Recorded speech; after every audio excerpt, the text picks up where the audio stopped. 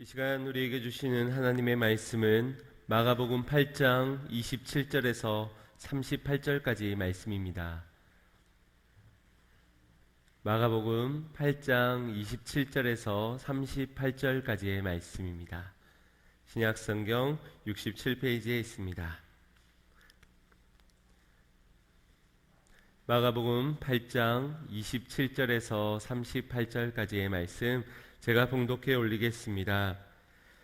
예수와 제자들이 가이사라 빌립보 여러 마을로 나가실새 노중에서 제자들에게 물어 가라사대 사람들이 나를 누구라고 하느냐 여짜와 가로되 세례 요한이라 하고 더러는 엘리야라 더러는 선지자 중에 하나라 하나이다. 또 물으시되 너희는 나를 누구라 하느냐 베드로가 대답하여 가로되 주는 그리스도 신이이다 하매 이에 자기의 일을 아무에게도 말하지 말라 경계하시고 인자가 많은 고난을 받고 장로들과 대제사장들과 서기관들에게 버림받아 죽임을 당하고 사흘 만에 살아나야 할 것을 비로소 저희에게 가르치시되 드러내놓고 이 말씀을 하시니 베드로가 예수를 붙들고 가나매 예수께서 돌이키사 제자들을 보시며 베드로를 꾸짖어 가로되 사단아 내 뒤로 물러가라 내가 하나님의 일을 생각지 아니하고 도리어 사람의 일을 생각하는도다 하시고 무리와 제자들을 불러 이르시되 아무든지 나를 따라오려거든 자기를 부인하고 자기 십자가를 지고 나를 쫓을 것이니라. 누구든지 제 목숨을 구원코자 하면 잃을 것이요 누구든지 나와 복음을 위하여 제 목숨을 잃으면 구원하리라. 사람이 만일 온 천하를 얻고도 제 목숨을 잃으면 무엇이 유익하리요 사람이 무엇을 주고 제 목숨을 바꾸겠느냐. 누구든지 이 음란하고 죄 많은 세대에서 나와 내 말을 부끄러워하면 인자도 아버지의 영광으로 거룩한 천사들과 함께 올 때에 그 사람을 부끄러워하리라. 아멘. 할렐루야. 오늘도 하나님의 크신 은혜가 여러분의 삶에 있기를 간절히 소망합니다. 계획한 것보다 상상한 것보다 하나님이 넘치는 축복을 예비해 주신 것을 믿고 믿음으로 다 받아 누리시기를 축복합니다. 어느 한 권사님께서 몸이 불편하시어서 교회를 오지 못하시고 온라인으로 예배를 드리신 중에 그것이 너무 아쉽고 섭섭하여서 전화통화 중에 이런 말씀을 하셨습니다. 목사님, 하나님께 예배를 올려드려야 하는데 몸이 불편해서 소파에 누워서 TV를 보며 예배를 하다 보니 그냥 예배를 보는 것밖에 되지가 않네요. 얼른 회복해서 교회에서 예배를 드리고 싶습니다 라는 고백을 하셨습니다. 예배는 보고 관람하는 것이 아니라 하나님 앞에 드려져야 하는 것이다 라는 이 예배의 참 본질을 그리고 그런 예배를 사모하고 계신다는 것이 너무나도 감사했습니다. 비록 몸이 불편하여서 지금은 예배를 보는 정도로 밖에 하지를 못하지만 어떻게 예배를 해야 하는지, 무엇을 예배해야 하는지, 무엇이 예배인지를 알고 계시다는 것이 참으로 감사했습니다. 예배란 무엇입니까? 하나님의 영광의 임재 가운데 그분의 영광을 찬미하며 나를 몸과 마음을 산제사로 내어 드릴 때에 나를 기쁘게 받아주시는 것, 이것이 바로 예배인 줄 믿습니다. 그래서 예배는 주님께서 예비하신 풍성함의 은혜를 채우시고 나는 전심으로 나를 드릴 때 그것이 예배라 하여서 주님과의 사귐이다. 예배란 주님과의 사귐이다 라고 말을 하기도 합니다. 혹시 여러분의 예배가 이와 같은 신령과 진정의 예배로 드려지고 있습니까? 이곳에 있다 해도 보기만 하고 아니면 드리기만 하고 있는 예배라면 우리의 예배가 새로워져야 할 줄 믿습니다. 찬양을 드릴 때도 내가 그냥 노래하는 것에 의미를 부여하는 것이 아니라 무엇을 노래하느냐, 곧 주께서 행하신 놀라운 일들, 주의 사랑을 우리가 화답을 하는 것이지요. 그래서 찬양 중에도 소통이 되어지는 겁니다. 주님이 새 힘 주시고 그 힘을 가지고 또한 주님을 찬양하고 세상과 비교할 수 없는 기쁨을 주시고 또 그 기쁨으로 주님을 찬양하고 말씀 가운데서도 동일합니다. 말씀은 주님께서 우리에게 선포하시는 것이지요. 내 심령에 주님의 말씀을 꽂는 것입니다. 그럼에도 그 말씀이 이 마음속에서도 내가 순종으로 반응을 드릴 때 그것이 곧 예배가 되는 겁니다. 그 예가 바로 말씀 선포 가운데 아멘으로 화답하는 것입니다. 아멘, 주님 옳습니다, 그러합니다, 그렇게 고백을 하는 가운데 순종으로 반응하는 바로 소통이 예배가 되는 것이지요. 집에서 기르는 반려동물을 자식보다 더 아끼는 이유가 무엇이겠습니까? 처음에 아기 때는 너무 귀엽고 너무 사랑스러웠는데 이게 나이가 들어갈수록 머리가 커져가지고 제 뜻대로 행동하려 하고 대화는 점점 단절되어져만 가고 관계가 멀어지기만 하는데, 반면에 이 반려동물은 어떻습니까? 뭘 해도 좋다고 꼬리를 살랑살랑 흔들면서 언제든지 나를 반겨주지 않습니까? 또 대화는 얼마나 잘 통하는지요. 어구, 그랬어? 배가 고팠어? 엄마가 보고 싶었다고? 어구 하면서 둘 사이에 아무도 알아듣지 못하는 이야기들을 둘이는 너무나도 찰떡같이 알아들으며 얼마나 대화가 잘 통하는지 모릅니다. 그러니 자식과는 멀어져도 이 반려동물과는 더 끈끈해지고 자식처럼 여기는 것 아니겠습니까? 그래서 예전엔 사람들에게 즐거움을 주기 위해 기르는 동물을 애완동물이라고 불렀는데, 오늘날에는 사람들과 더불어 살아가며 심리적 안정감과 친밀함을 주는 친구 혹은 가족으로 의미를 지니기에 반려동물이라고 부르는 겁니다. 그만큼 우리와 관계가 가까워졌고 우리에게 특별한 존재가 되어버린 겁니다. 아무리 가족이라 하더라도 소통이 끊어지고 관계가 끊어진 관계 속에서는 가족이라 하더라도 그 위대한 힘을 잃어버리게 되는 것이지요. 이는 신앙에서도 마찬가지입니다. 아무리 모태신앙이고 직분자고 중직이라 하여도 하나님과의 관계가 소홀해지고 대화가 끊어지고 멀어지게 되면 온전한 예배로 주님 앞에 화답할 수 없게 되는 겁니다. 예배를 드려도 감격도 없고 기쁨도 사라지고 그저 경건의 모양은 있지만 경건의 능력을 잃어버린 종교인의 모습으로 생활을 하게 되는 겁니다. 바라기는 오늘 이 시간 주어진 이 예배를 통하여서 주님이 임재가 있고 그 임재를 찬양하며 말씀이 내 심령을 쪼갤 때에 순종하며 화답할 수 있는 사귐이 있는 주님께로 더 가까이 나아갈 수 있는 은혜의 시간이 되시기를 주님의 이름으로 축복합니다. 지난 2월부터 사순절 주간을 보내면서 우리는 마가복음을 한 장 한 장 이렇게 나누고 있습니다. 마가복음을 기록한 마가는 예수님이 공생애에서 보이신 수많은 표적들과 사건들을 기록할 때 하나님 나라의 관점이라는 그 시선을 가지고 기술을 하면서 특별히 점진적으로 그 나라를 예수님께서 어떻게 세워가시는지를 주목하고 있습니다. 그래서 지난 마가복음 6장에서 오병이어의 사건을 함께 나누었지요. 그런데 8장 1절에 보면은 칠병이어의 아주 동일하게 보이는 표적이 보이는 그런 사건을 기술을 하고 있습니다. 오병이어의 사건을 통하여서 5,000명이 넘는 사람들을 먹이고, 그리고 칠병이어 떡 7개와 물고기 2마리로 4,000명의 사람들을 먹인 것, 비슷한 표적을 굳이 반복하는 이유가 무엇일까?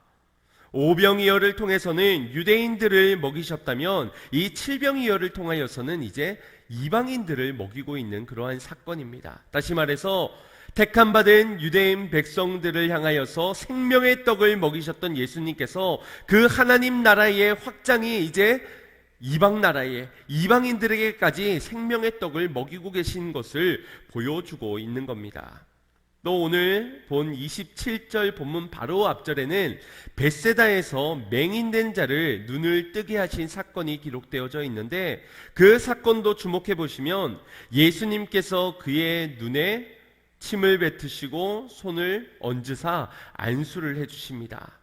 8장 24절 25절 말씀을 보시면은 그가 대답하길, 예수님께서 그에게 무엇이 보이느냐 물으실 때에 그가 대답하길 사람들이 보입니다. 그리고 나무 것들이 걷는 것이 보입니다. 곧 사람들이 걸어가는 모습들이 마치 나무가 걷는 것 같은 그런 모습처럼 보였던 것이지요.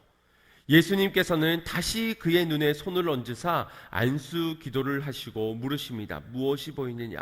그때 이제는 모든 것을 밝히 보게 되었다. 보이는지라 라고 기록하고 있습니다. 눈은 떠졌습니다. 앞에 사람도 보이고 사물도 보이고 모든 것이 보입니다. 그런데 주님은 다시 한 번 더 안수하시며 그의 눈을 뜨게 했습니다. 육체적 시각에서 이제 영적인 시각까지 열어주시며 그의 사역의 가운데 점진적으로 밝혀주시는 하나님의 나라를 보여주시고 드러내고 계신 것을 지금 말씀해주고 있는 겁니다. 지금까지 앞서 보인 표적을 보면 예수님 당신이 누구이신지에 대해서 드러는 내셨지만 하나님의 나라는 비유적으로 구체적인 어떠한 계획을 언급하지 않고 감추십니다. 다른 사람들이 찾지 않는 곳에 숨어들기도 하셨고요. 표적을 보이시고도 다른 사람에게는 이거는 전하지 말라라고 신신당부하기도 하셨습니다. 그런데 오늘 본문을 시점으로 해서 예수님이 하나님의 아들 되심과 메시아로 이 땅에 오심, 그리고 그 메시아이신 주님께서 어떻게 하나님의 나라를 세워 가실 것인지, 나의 걸어갈 길이 어떤 길인지를 보여주고 계십니다. 이는 곧 하나님의 때가 임박했다는 것, 그래서 이렇게 드러내고 계신다는 것을 우리가 알 수 있습니다. 그 길은 곧 그분이셨습니다. 그분이 곧 길이셨지요. 이는 하나님의 때가 이르렀기 때문에 곧 십자가의 지심으로 하나님의 나라가 완성될 때가 다가왔기 때문에 이제 그 길을 내가 걸어갈 것이고 그 길을 보는 너희도, 제자된 너희도 함께 걸어야 됨을 말씀해주고 있는 겁니다. 그런 의미에서 오늘 본문에서 제자들 향해 물으시는 예수님의 질문 한 가지, 그들이 앞으로 걸어가야 될 길에 있어서 이 질문이 매우 중요한 의미를 지니고 있다는 것을 먼저 기억하고 본문에 들어가길 원합니다. 그리고 그 중요한 질문을 우리에게도 던져보아야 하는 것은 우리의 삶도 주님의 제자로 부름을 받아 하나님의 때를 기억하고 그 때에 하나님의 나라를 세워가야 하는 우리에게도 사명이 있기 때문입니다. 오늘 본문 27절 말씀 함께 보겠습니다. 시작. 예수와 제자들이 가라사이아 빌립보 여러 마을로 나가실새 노중에서 제자들에게 물어 가라사대 사람이 나를 누구라 하느냐. 아멘. 예수님께서 사람들이 나를 누구라 하느냐, 이전에 묻지 않았던 질문을 던지고 계십니다. 제자들은 앞다퉈 이렇게 말하였습니다. 세례 요한이라고 하고 더러는 엘리야라 하고 더러는 선지자 중에 하나라고 하나이다 라고 고백합니다. 제자들이 이 답변을 예수님께 드릴 때 다른 사람들이 예수님을 향한 이 평가를 어느 정도 인정했기 때문에 맞기 때문에 이 답을 전한 것인지 아니면 틀렸음에도 전하고 있는 것인지는 알 수 없습니다. 그러나 대개 우리가 누군가에게 어떤 사람이 한 말을 전할 때 있어서는 어느 정도 그 말에 동조가 되기 때문에 전하는 경우들이 있지요. 그건 맞는 것 같아.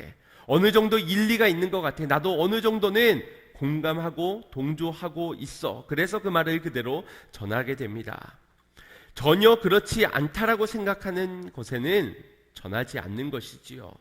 대신 전할 때는 책임론은 벗어나기 위해서 내가 그런 게 아니고 제가 그러는 건데, 저 사람이 말한 건데 라고 말하면서 전하게 됩니다. 제자들 역시도 어느 정도 예수님을 향해 세례 요한, 엘리야, 선지자 중에 하나, 그조차도 위대한 평가였기 때문에 이것을 인정하며 전했던 것 같습니다. 반대로 예수님을 거짓말장이로 모는, 예수님을 율법을 어긴 죄인으로 매도하는 그런 다른 반대파 사람들의 말은 전혀 전하고 있지 않은 것으로 볼 때, 전하고 있는 이 말은 그들에게도 인정되어지는 그런 평가들이었다라고 생각해 볼 수 있습니다. 그런 제자들의 마음을 아시고 그렇다면 너희는 나를 누구라 하느냐 질문을 바꾸어서 제자들에게 던지고 계십니다. 어쩌면 그렇다면 너희도 나를 정말 그렇게 생각하느냐라고 묻고 계시는 것 같습니다. 그런데 이 질문은 매우 부담스러운 질문일 수밖에 없습니다. 왜냐하면 정말 내가 누군지가 궁금했기 때문에 묻는 물음이 아니라 어떤 의도를 가지고, 목적을 가지고 묻고 계신 것이 보이기 때문입니다. 여러분, 사회에서 만약 이런 리더, 이런 직장 상사, CEO 분을 만나신다면 여러분 어떻겠습니까?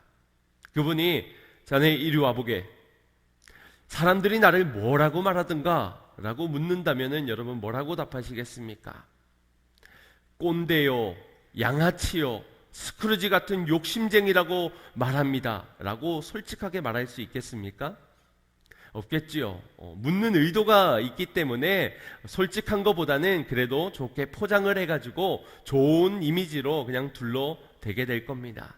그런데 그 상사가 내게 그렇다면 당신은 나를 어떻게 생각합니까? 당신에게 있어 나는 누구입니까? 라고 묻는다면 여러분 어떨까요? 인생 최대의 고비 아니겠습니까?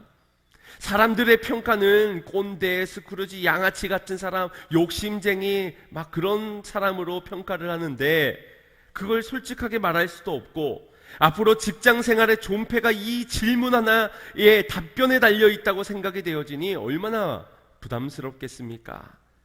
다른 사람들이 하는 말은 얼마든지 전할 수 있는 겁니다. 그런데 내가 책임져야 할, 내가 감수해야 할 어떤 답변을 드리는 것에는 신중해질 수밖에 없고, 그만큼 이 질문은 부담스러운 질문이 되는 겁니다.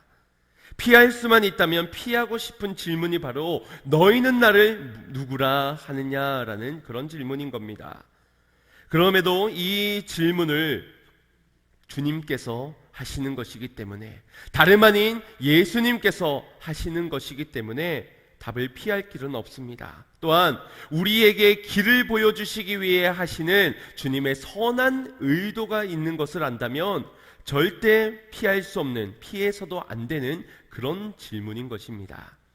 특별히 이 물음을 하신 장소를 주목해 보길 원합니다. 이 질문을 던진 곳은 27절의 말씀처럼 빌립보 가이사랴 지방이었습니다. 이스라엘의 북부에 위치한 한 마을이었습니다.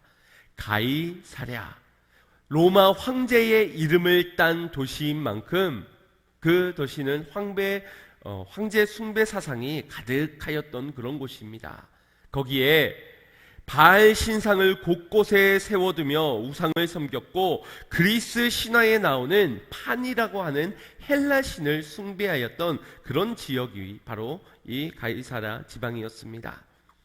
주위를 둘러보면은 쉽게 우상을 접할 수 있는, 우상이 보이는, 그곳에는 세속적이고 쾌락적인 그런 것들을 쉽게 접할 수 있는 우상 지역이었다는 겁니다. 그런 곳에서 주님이 물으시길 너희는 나를 누구라 하느냐, 이 질문을 주님 주일날 내게 물으시면 얼마나 좋습니까? 주일날 좀 예배 좀 드리고 마음이 거룩해졌을 때 너희는 나를 누구라 하느냐 물어주시면 얼마나 내가 이 답변하기가 편하겠습니까?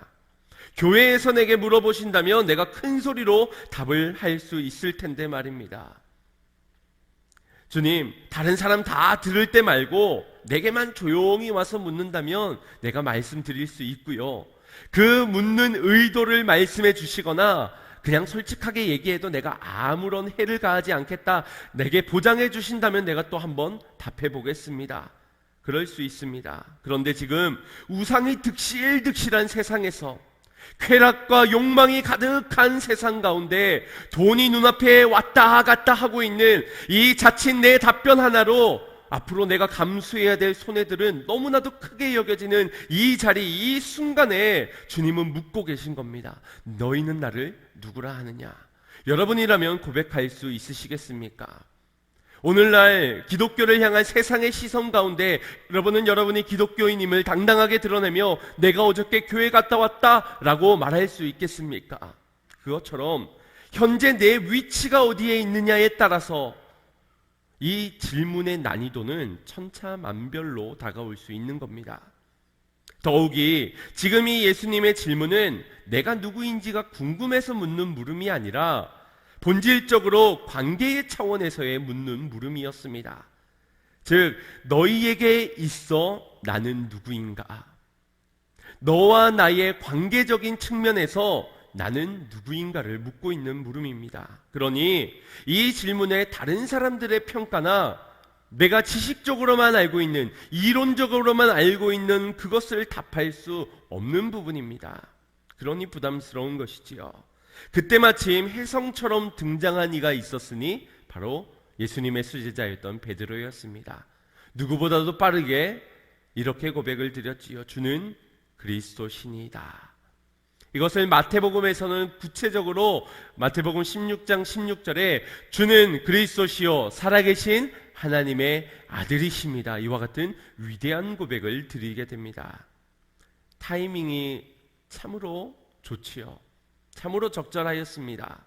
다른 제자들도 답할 수 있는 기회가 있었음에도 동일한 질문으로 제자들에게 물으셨지만 베드로가 앞서서 신앙을 고백하면서 예수님으로부터 칭찬과 축복을 얻게 되었습니다. 그래서 인생은 타이밍을 놓쳐서는 안 돼. 타이밍 싸움이야. 남들보다 좀 더 빠르게 가야 돼. 그래서 1등 해야 하는 거야. 축복은 쟁취하는 자들의 것이야 라고 생각할 수 있습니다. 그런데 세속적인 이 빌립보 가이사라는 지방에서 너와 나의 관계를 묻는 물음에 모두가 동일한 답변을 드릴 수는 없었을 겁니다. 다시 말해서 다른 제자들에게 시간을 조금 더 주면서 베드로가 침묵하고 있는 상황에서도 베드로와 같은 이와 같은 고백을 다른 제자들이 들을 수 있었겠는가? 장담할 수 없다라는 겁니다. 아무리 제자더라도 예수님과의 관계가 모두가 동일하진 않다는 것이지요. 제자도 제자 나름인 것이고 목사도 목사 나름인 겁니다. 같은 동일한 복음을 들었어도 모두가 똑같진 않은 것입니다.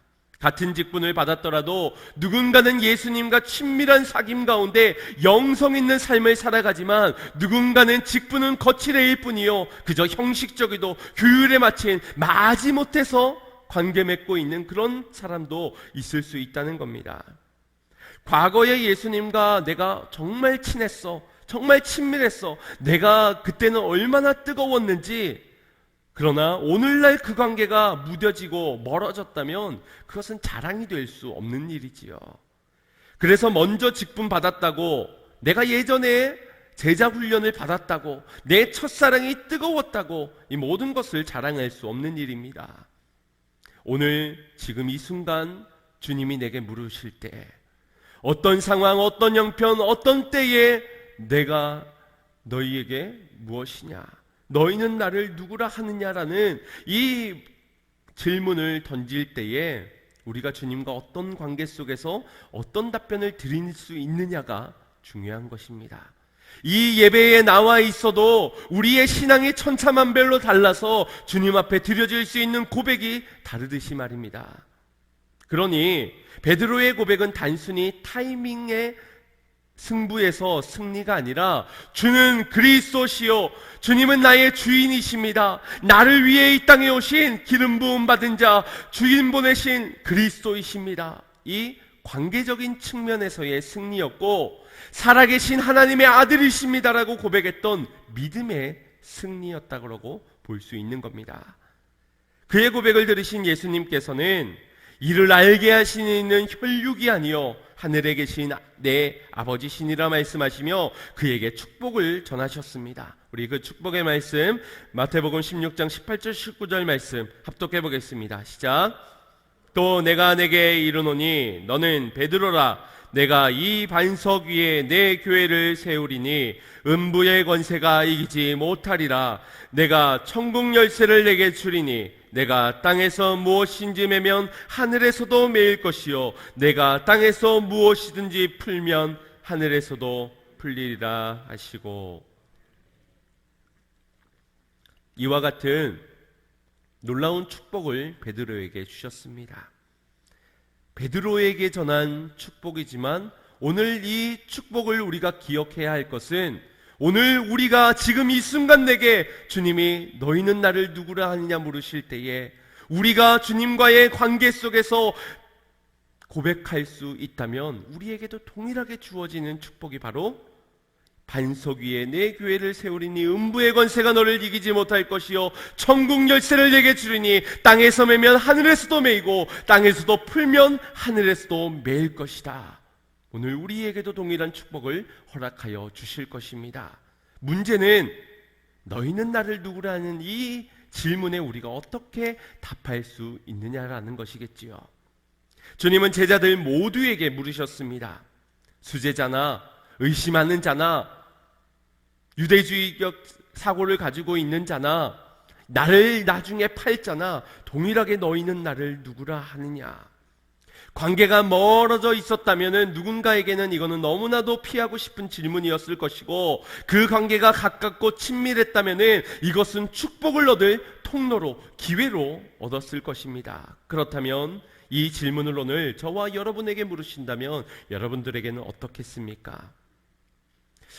어떻게 말해야 할까? 어떻게 말하면은 오해 없이 책망 듣지 않고 손해보지 않고 이것을 잘 넘어갈 수 있을까? 이 정도 수준의 고민만 하고 있다면 그 자체가 이미 주님과의 관계가 멀어져 있다는 증거 아니겠습니까? 아무 생각이 없는 것도 마찬가지겠고요. 그런데 주님 앞에 이 마음을 어떻게 쏟아낼 수 있을까? 어떤 고백으로 내 이 진심을 전할 수 있을까? 이렇게 하면 기뻐하실까? 저렇게 하면은 영광을 받으실까? 이 정도 수준의 고민을 하는 자가 주님과 친밀한 관계라고 말할 수 있겠지요. 지금 조금 답변 드리기 곤란스러우니 나중에 내 변호인을 통하여서 질문에 대한 답을 전송시키도록 하겠습니다. 이 정도 수준을 가지고는 사귀면 고사하고 예배가 예배될 수도 없을 것입니다. 피하고 싶지만 피할 수 없는, 피해서는 안 되는 그런 질문이 우리에게 괴로울 수 있습니다. 어제 내가 누군가를 미워했는데, 내가 좀 전까지만 해도 누군가에게 거짓을 고하였는데, 내 생각과 내 마음에 죄가 고하였고, 예배를 드릴 때는 형식적으로, 주님 앞에 고백할 때는 무미건조하게 나와왔던 내가, 첫사랑마저도 잃어버린 내가 주님께 어떤 고백을 할 수 있겠습니까? 그럼에도 피할 수 없는, 피해서는 안 되는 이 질문 앞에 우리가 기억해야 하는 것은 우리의 모습을 보고 고백을 드려야 되는 것이 아니라는 사실입니다. 주님과 나와의 관계는 내가 잘해서, 내가 잘나서, 내가 훌륭해서, 내가 뭔가 위대한 업적을 이루었기 때문에 주님의 자녀 삼은 것이 아니지 않습니까? 그저 주님의 일방적인 사랑, 강권적인 그 사랑으로 나를 묶으셨고, 주님께서 변함없는 영원한 약속, 그 언약으로 우리에게 맺어주셨으니 그분의 자녀가 되었기에 우리가 바라봐야 되는 초점은 내 지난날의 과거에, 내 지금까지의 초라한 나의 연약한 모습이 아니라 바로 위대하신 주님의 영원한 약속, 그 사랑이라는 사실입니다. 너희는 나를 누구라 하느냐, 이 물음 앞에 변함없는 주의 사랑의 언약을 믿는다면 오늘 우리는 고백할 수 있는 것이지요. 주는 그리스도시요 살아계신 하나님의 아들이십니다. 너희는 나를 누구라 하느냐, 이 물음이 언제 어느 곳에 들려오든지 간에 피하지 마시고 적당히 넘어가지도 마시고 주님의 변함없는 그 약속 안에서 믿음을 고백하시길 바랍니다.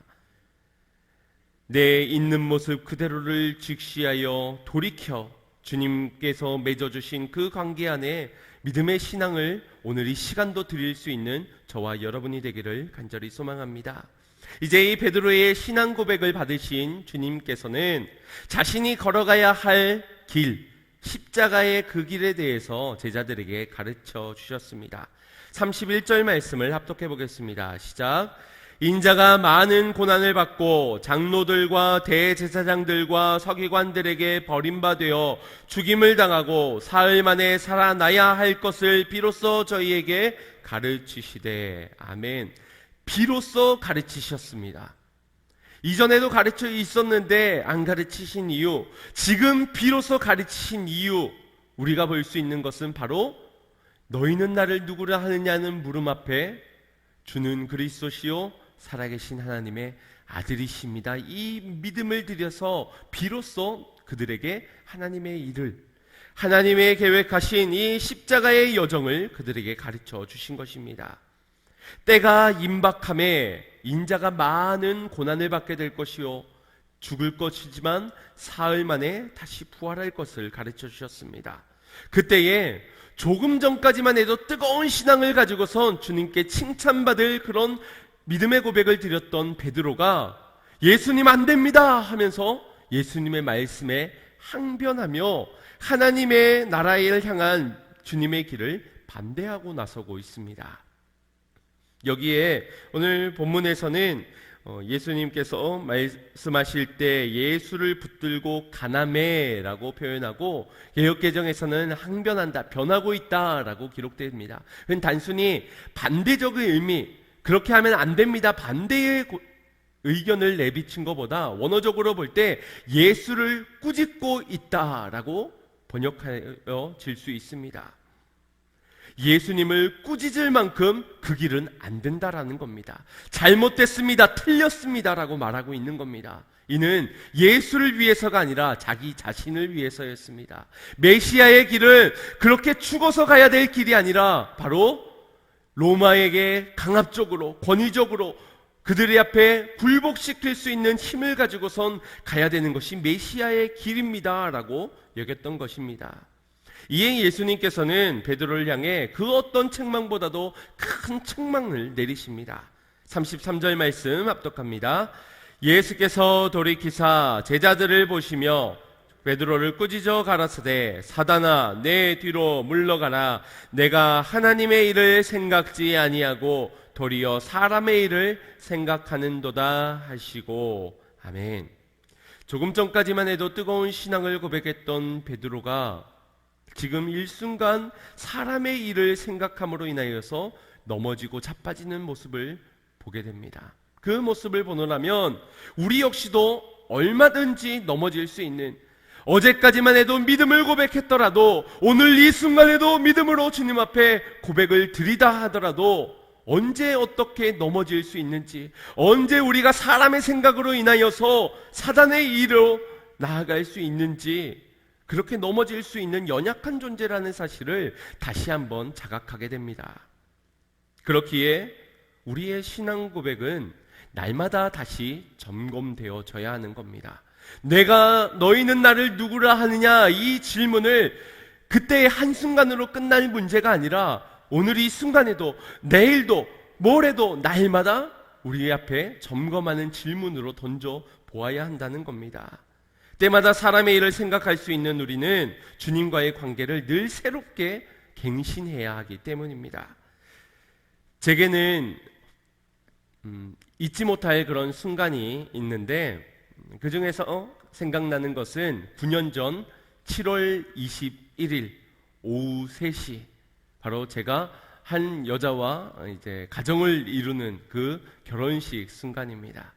많은 하객들, 그 증인들과 하나님 앞에서 서약을 하였습니다. 이 여자를 평생토록 사랑하고 아끼고 배려하고 존중하고 그렇게 하나님의 가정으로, 믿음의 가정으로 세워가겠노라고 기쁨과 감격 가운데 감사함으로 서약을 드렸습니다. 그런 저의 결혼 생활에 늘 사랑이 있었는가? 늘 아끼고 배려하고 존중해 주었는가? 그렇지 못한 모습들이 많았습니다. 그리고 또 잊지 못할 제 인생의 한 순간을 소개해 드리자면 8년 전 4월 13일 제가 목사 안수를 받던 날입니다. 그때도 여러 증인들 앞에서 서약을 드렸는데요. 그 첫 번째 서약의 내용이 이러했습니다. 신구약 성경은 하나님의 말씀이요 신앙과 본분에 대하여 정확무오한 유일한 법칙임을 믿습니까? 큰 소리로 아멘 대답했습니다. 그렇게 총 7가지의 서약을 드렸습니다. 장로회 신조, 웨스터민스터 신도개혁의 성경 도리를 믿고 따를 것인지를 묻고 답하였습니다. 하나님을 사랑하는 마음과 예수의 복음을 전파하여 영광을 나타내고자 하는지 서약도 하였습니다. 목사로서 의무와 직무를 성실하게 감당할 것인지 한 가지도 노멘 없이 아멘 서약하였습니다. 그때 사진이 바로 저 사진입니다. 얼굴이 잘 안 보이시죠? 얼마나 간절했는지 울먹이면서 목사 안수를 받았던 기억이 납니다. 아마 모든 목사님들께서 저 순간을 잊지 못하실 것 같습니다. 그 어느 순간보다도 간절하게, 진실되게, 거룩하게 그렇게 하나님 앞에서 서약하고 안수를 받으셨을 겁니다. 이는 목사님뿐만 아니라 우리 직분자분들도 동일하시지요. 기름 부음을 받은 안수를 받을 때, 서약을 할 때, 임명을 받을 때, 주님의 종으로 부름을 받을 때 우리 역시도 간절했을 겁니다. 그러나 시간이 지나면서 어떻습니까? 우리의 그때의 한 번의 고백이 아무리 간절하고 얼마나 위대하게, 얼마나 집중하여 진실되게 고백했는지 그게 그리 중요한 것이 아니라는 것을 우리는 느끼고 경험하고 있지 않습니까? 그때는 전부를 다 바칠 것처럼 맹세하였지만 시간이 지나면서 우리의 모습은 어떻게 변질되었습니까? 또 우리가 앞으로는 어떻게 또 변하게 될까요? 결혼하는 신랑 신부가 많은 증인들 앞에 서약할 때 과연 그들에게 거짓이 있겠습니까? 과연 그들에게 있어서 진심이 아닌 사람이 있겠습니까? 없을 겁니다. 끝까지 사랑할 겁니다. 영원히 이 가정을 지킬 겁니다. 한 몸을 이루어 서로를 배려하고 존중하고 높여주고 그렇게 아끼며 살아가겠습니다. 그때만큼은 거짓 없이 진실되게 서약합니다. 그럼에도 오늘 수많은 가정들이 깨어지고 있는 이유가 무엇일까요? 그날의 다짐이, 그날의 서약이 부족했거나 잘못되었기 때문이 아니라는 겁니다. 단 한 번의 위대한 고백으로 끝날 문제가 아니라 날마다 새롭게 드려질 고백이 있어야 한다는 것이지요. 또한 말뿐의 고백만이 아니라 행동도 그 사랑을 완성해 가야 한다는 것입니다. 마찬가지로 우리의 신앙에 있어서 우리는 신랑 되신 주님과 그 주님으로 인하여서 신부된 자로 날마다 새롭게 우리의 신앙을 고백할 수 있어야 합니다. 이것이 바로 순결한 다섯 신부의 모습인 것이지요. 게으르고 악한 그 신부들이 아니라 늘 깨어 기다리는 순결한 신부가 바로 매일매일 날마다가 새롭게 주님 앞에 믿음의 고백이 드려지는 자의 삶인 것이지요. 우리에게 보여주신 십자가의 길, 그 제자의 길을 매일매일을 삶으로 동행하여 걷는 자가 바로 주님과 신랑 되신 주님을 맞이할 신부된 자의 모습인 것입니다. 그래서 주님은 34절에 이렇게 말씀하셨습니다. 합독해 봅니다. 무리와 제자들을 불러 이르시되 아무든지 나를 따라오려거든 자기를 부인하고 자기 십자가를 지고 나를 쫓을 것이니라. 아멘. 구체적인 제자의 길이 무엇인지를 말씀해 주고 있습니다. 피하고 싶은 질문에 이어서 피하고 싶은 길까지도 일러주고 있는 겁니다.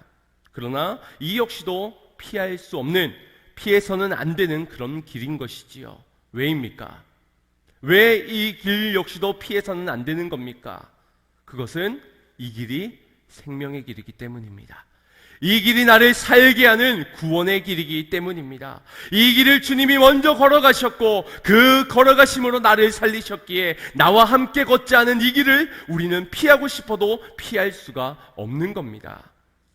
나에게 던지는 질문과 내게 보이셨던 그 길 앞에서 다시 한 번 더 우리의 믿음을 점검해 보기를 원합니다. 나는 피하고만 있던 것은 아닌가?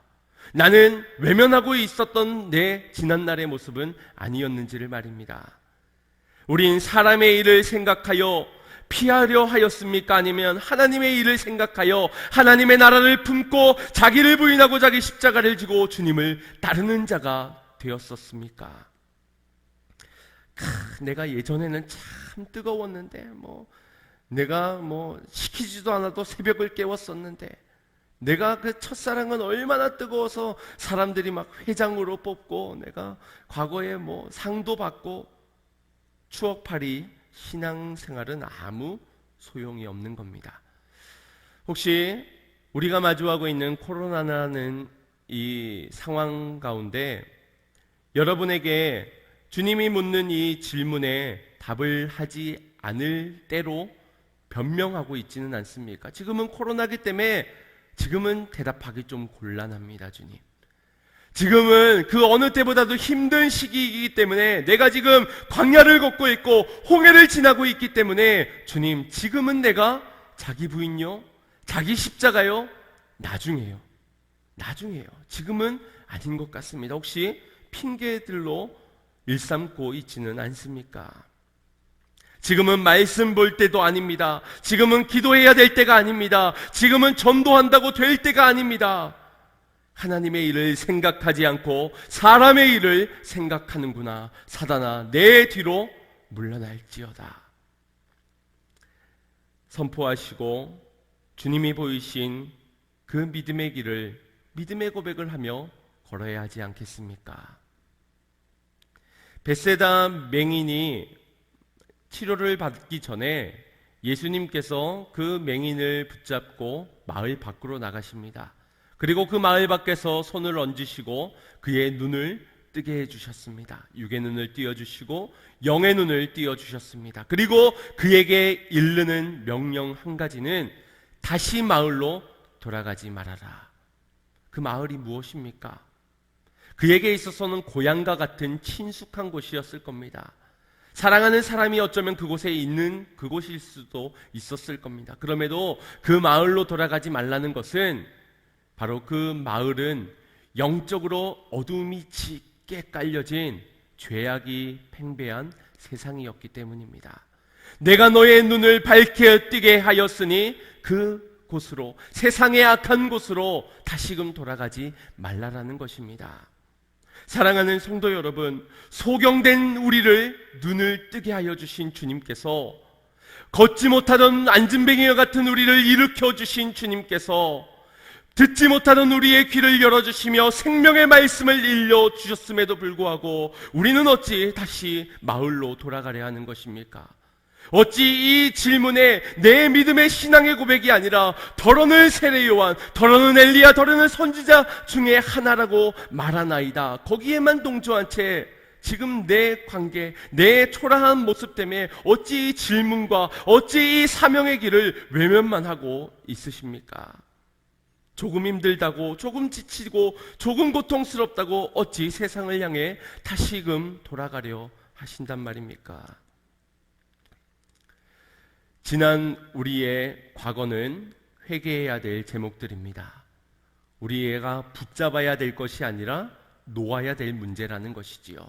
우리가 붙잡아야 할 것은 이런 나를 사랑하신, 이런 초라한 나를, 눈먼 자를 뜨게 하여 주신 그 은혜를 망각한 채 세상을 향해, 마을을 향해, 어둠을 향해 나아갔던 그런 나를 넓은 사랑으로 다시 기다리고 계신 그 아버지의 사랑을 붙잡아야 될 줄 믿습니다.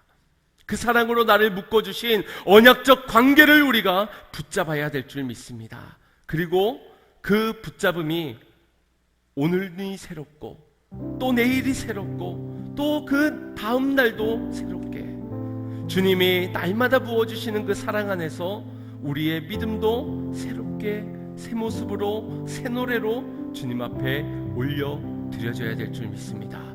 영광받아 주시옵소서. 주님이 걸어가신 그 길이 자기를 부인하고 자기 십자가를 지고 걸어가신 그 길이라면, 그 길이 내가 주님과 함께 걸어갈 수 있는 길이라면 내가 따라 걷겠습니다. 나도 그렇게 고백하고 그렇게 시인하고 그렇게 행하면서 참 제자로 살아가겠습니다. 오늘 피할 수 없는 주님의 물음 앞에 새로운 신앙, 새로운 믿음의 고백을 드리시고 피할 수 없는 사명의 길을 믿음으로 걸어가는 성도님들 되시기를 바랍니다.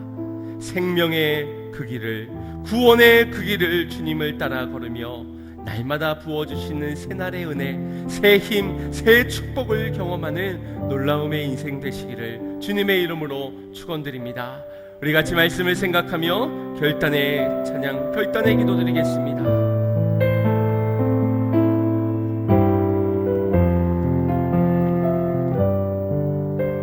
주의 약속 바라보며 고백합니다. 주님 다시 오실, 주님 다시 오실 때까지 나는 이 길을 가리라.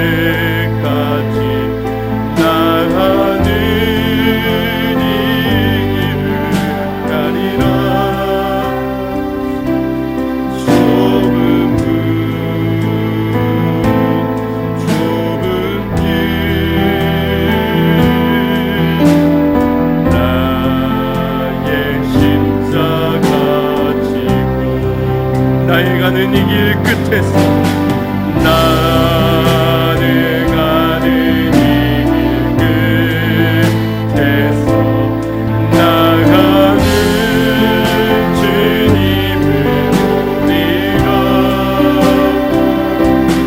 영광의 내 주님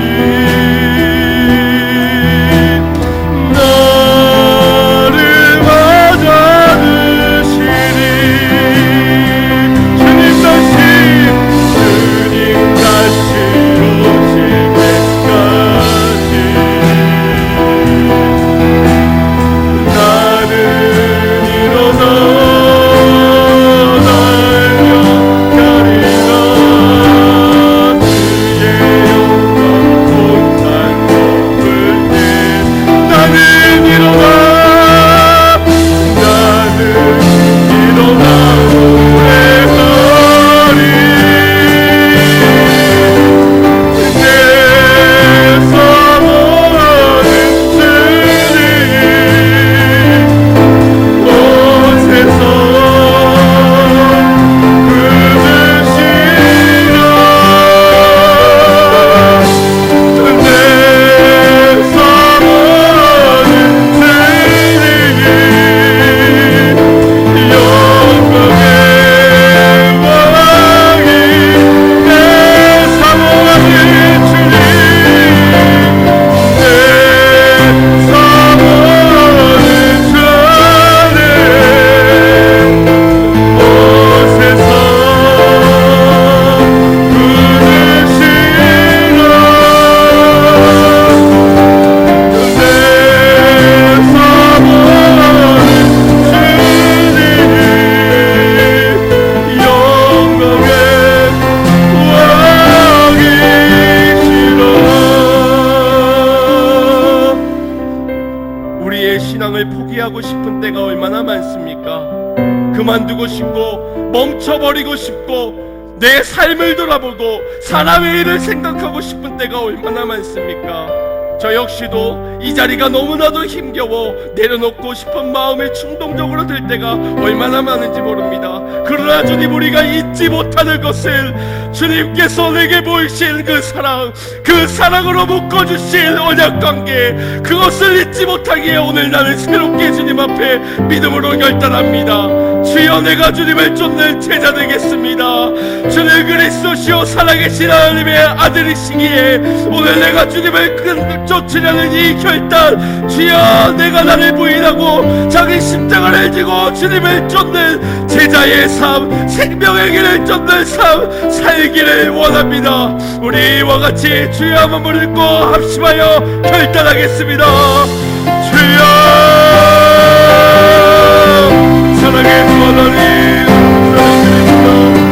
지하고 싶은 나의 생명과 같은 나의 인생의 사명길에 주여, 오늘도 우리가 주님의 부름 앞에 너희는 나를 누구려 하느냐 이 이름을 부담스럽지만 피하고 싶지만 피할 수 없는 것을 오늘 주의 사랑의 언약에 매여 오늘 내가 주님의 자녀 되었기에 하나님의 백성 되어 하나님의 기쁜 사와 되었기에 오늘 나를 남자분과 믿음을 다하여서 주 앞에 나갑니다. 주여, 내가 주님을 부인하지 않겠습니다. 주님을 부인하지 않고 주여, 그저 나를 나의 옛뜻을 나의 자기를 부인하고 내게 맡겨주신 그 십자가를 지고 생명의 길을 믿음으로 다하여 소망의 길, 구원의 길을 믿음을 다해 걸으며 날마다 새롭게, 날마다 새롭게, 날마다 새롭게. 사랑의 주 하나님, 주의 은혜와 사랑이 어제나 오늘이나 변함없이 우리를 향하고 있음이 참으로 감사의 고백이 되는 줄 믿습니다. 그러나 주님, 주님은 영원하지만 오늘 우리의 인생에서는 믿음의 고백을 아무리 간절히 드리고 그때의 시당이 아무리 뜨거웠다 하더라도 우리에게는 영원한 것을 찾을 수가 없습니다. 주의 성품을 담지 못함을 주여 용서하여 주시옵소서. 그러나 오늘 우리에게 다시 한 번 더 물어주시는 주님의 물음이 오늘 우리에게 기회인 줄 믿습니다. 주는 그리스도시요 살아계신 하나님의 아들이십니다.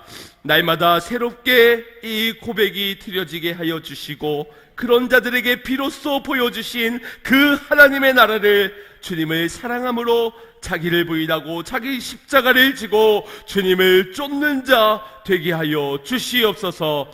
제자 되게 하여 주심 감사를 드리고, 그 길을 주님과 함께 걷자 하여 주심을 감사를 드리며, 이제 믿음으로 걷는 우리 양문의 모든 성도들 되게 하여 주시옵소서. 예수님의 이름으로 기도드리옵나이다.